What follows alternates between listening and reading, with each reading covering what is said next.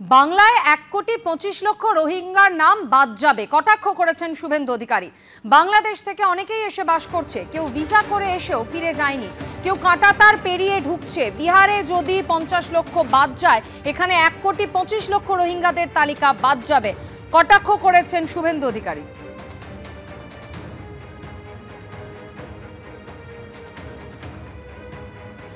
মুসলমান পাড়ায় পাবেন আপনি বাংলাদেশের মেয়ে বউ, বাংলাদেশের মুসলমান মেয়েদেরকে এনে বিয়ে করেছে, কেউ ভিসা করে এসছে আর ফিরে যায়নি, আর অনেকেই ভিসা না করে মমতার দয়ায় মেড়া নেই খোলা 540 কিলোমিটার ঢোকাচ্ছে, শেষ করে দিচ্ছে। বিহারে যদি 50 লাখ বাদ যায়, এখানে 1,25,00,000 বাংলাদেশি মুসলমান আর রোহিঙ্গা বাদ যাবে।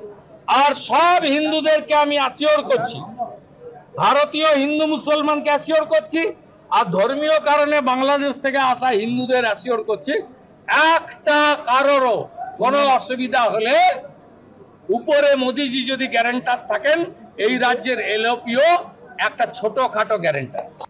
শেষবার পশ্চিমবঙ্গে ভোটার তালিকার বিশেষ সংশোধন হয়েছিল 2002 সালে। 23 বছর পর 26-এর বিধানসভা ভোটের আগে কি ফের সেই প্রক্রিয়া চালাবে নির্বাচন কমিশন? এই প্রশ্ন নিয়ে উত্তাল রাজ্য রাজনীতি।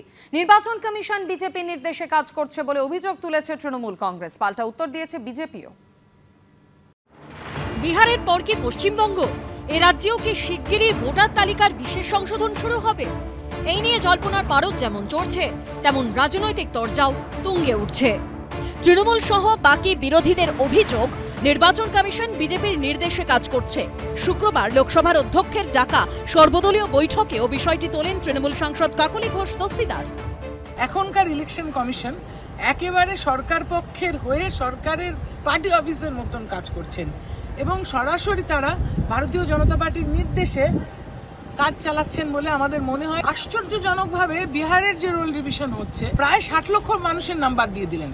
এইভাবে ভোটারের নাম বাদ দেওয়া যায় না, এবং সেই ইস্যুটা আমি তোলাতে আমাদের বিরোধীতে যারা ছিলেন তাদের অনেকেই এটাকে সমর্থন জানিয়েছেন এবং সবাই সেটা নিয়ে আলোচনা চান। যখন মমতা ব্যানার্জি অপোজিশনে ছিল, রোজই তো ভুয়া ভোটারের গান গাইতো, ভোটার লিস্ট সংশোধনের কথা বলতো।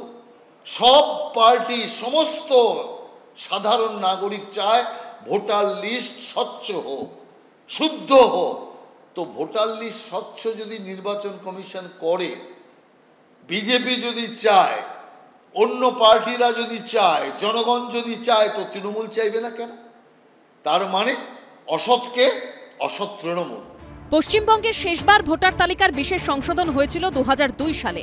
সেসব ভোটার লিস্টে 4,86,00,000 নাম ছিল, কিন্তু সংশোধনের পর ভোটার সংখ্যা হয় 4,58,00,000, অর্থাৎ প্রায় 28 লক্ষ ভোটারের নাম বাদ যায়।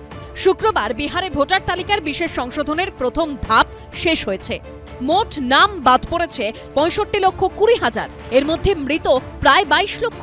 একই ব্যক্তির একাধিক জায়গায় ভোটার তালিকায় নাম রয়েছে এমন প্রায় 7 লক্ষের নাম বাদ পড়েছে। পাকাপাকিভাবে অন্যত্র চলে গেছে কিংবা খোঁজ মেলেনি এই সংখ্যাটা প্রায় 35 লক্ষ।